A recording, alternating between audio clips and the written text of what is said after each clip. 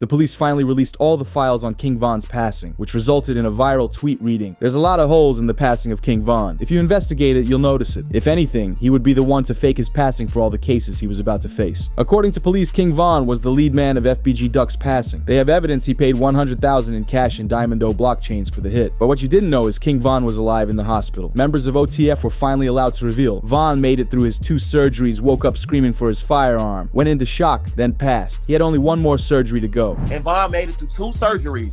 He had 3 surgeries ago. He made it through 2 surgeries. And then after the 2nd surgery, he hopped off the bed and started fighting the nurse and said where his gun at. And he went and he died because he went into shock. So he was making 2 surgeries. How hours later, Kayla know, talking about some, he fought the nurse. She the one told me that. His mama didn't even know that. How you knowing what's going on inside the hospital? Because she was there at the hospital. Meaning King Von was still alive after being hit by a firearm, even alive in the hospital. When he woke up, he couldn't find his firearm and got startled. With this information coming out in 2025, many wonder how Boozy knew he didn't have a firearm 2 years ago. I mean, like you said, the King Von situation, like there was absolutely no reason for Von to be rolling around with that dude. Like, there was no, especially since he had security, like, you know, someone should have jumped in. It should never even.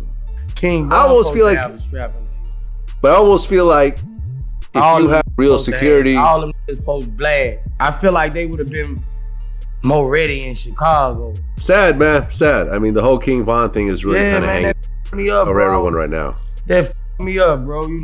Because I like King Von. However, new evidence that fans couldn't believe was that King Von should have never passed away because he had paid bodyguards, but they disappeared when Von needed them most. His security guard let him walk. You get paid he get paid to protect. How the f you let him walk over and fight? You ain't even supposed to let him fight. He ain't supposed to be touching nobody.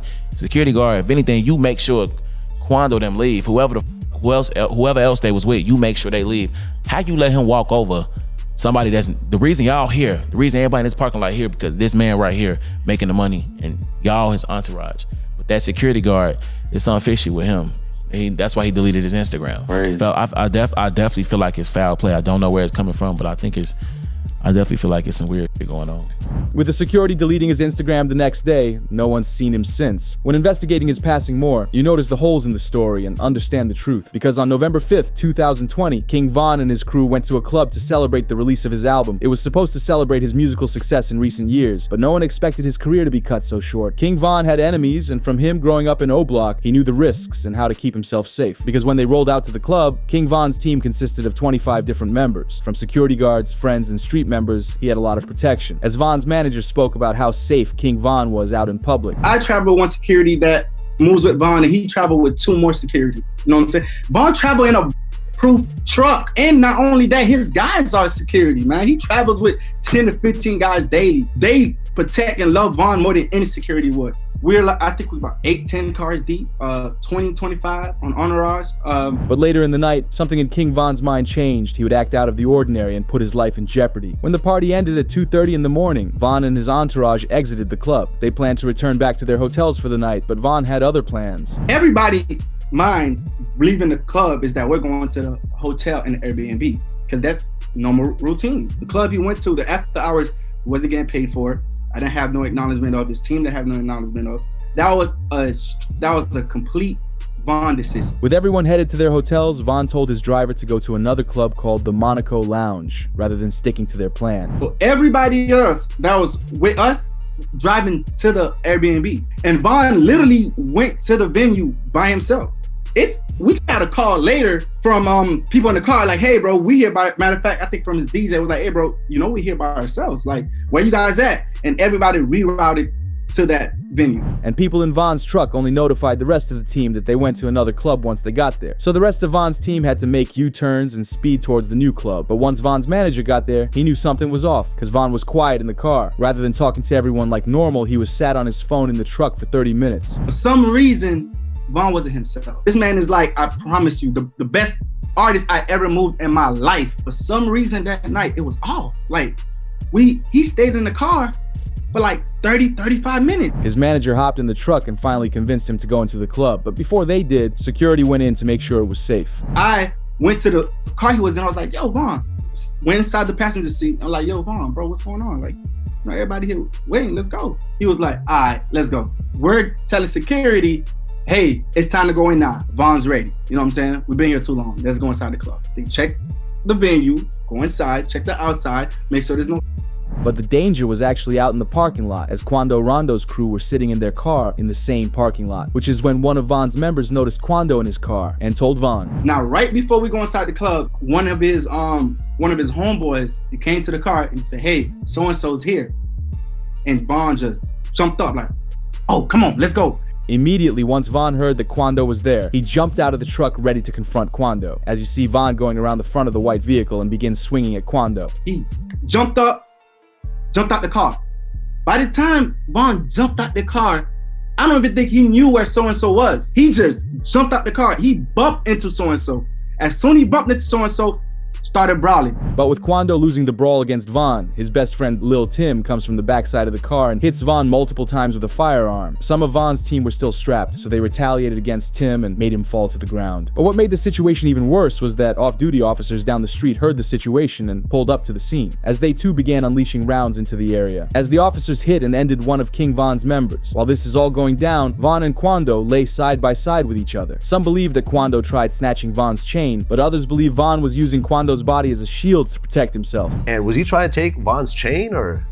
Honest truth, I don't think V-Roy had no jewelry on, and from the people that was a little bit closer, Von was actually holding onto him like, man, you ain't going nowhere. Like, you here, like, even through getting, he's that strong. Like, he was literally holding him. But the officer eventually pulled away from the scene, and the race to save King Von was on, as Von's closest friend Muwop ran into the street, got Quando away from Von, and began carrying Von to their getaway vehicle. While this happens, Quando's team does the same. They get into their getaway car and begin driving to the hospital, just as Von's team began doing once they got him in the car. Despite being hit 4 times, Von remained conscious for the whole car ride, as Von reportedly tried to keep everyone in good spirits and reassured them everything would be okay. When he was in the car, I myself wasn't there.